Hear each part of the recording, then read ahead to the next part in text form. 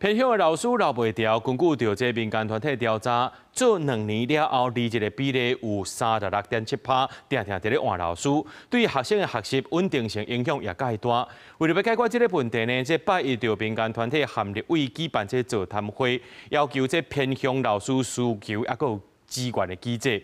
民間團體是表示講呢，民間早就在咧推動這行入到學校陪伴加支持的方案，不過這資源太過少，而且佫分散無多全面來推動。也那教育部是回應講，會先來建立着人才庫平台，按算8月初正式來實行。老師在上課，學生聽甲耳仔拍。不過，根據民間團體實現會社自2021年到2023年的調查，做2年後離職的偏鄉老師有36.7%，偏鄉老師留袂調的問題是愈來愈嚴重。若定定換老師，學生就要定性適應、建立感情，對教學穩定性的影響真大。長期在這邊的老師了解過後，換了一個新任的老師來，他其實要重新的去認識眼前這個學生。那眼前這個學生也要重新的再去跟老師去知道說他的家庭狀況是什麼。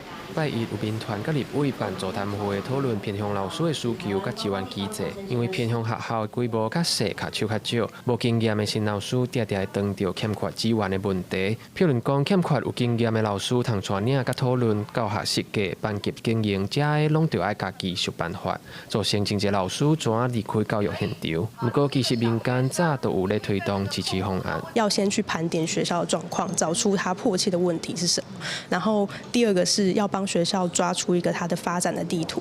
那接下來是我們就是有剛剛說那個3個案子的整合進去，然後讓學校真的是精準的支持真的他需要的地方。不過現主席的問題是資源平台分散，希望政府會當整合。教育部回應已經咧整合民團、體育老師等等的資源，建立人才庫平台，讓偏鄉學校通透過平台找到適合的資源人才。師培中心也好，也是這個民間團體資源也好，各種基金會也好，我會當把這個因即馬所努力的方向，人才庫會當建立一個平台。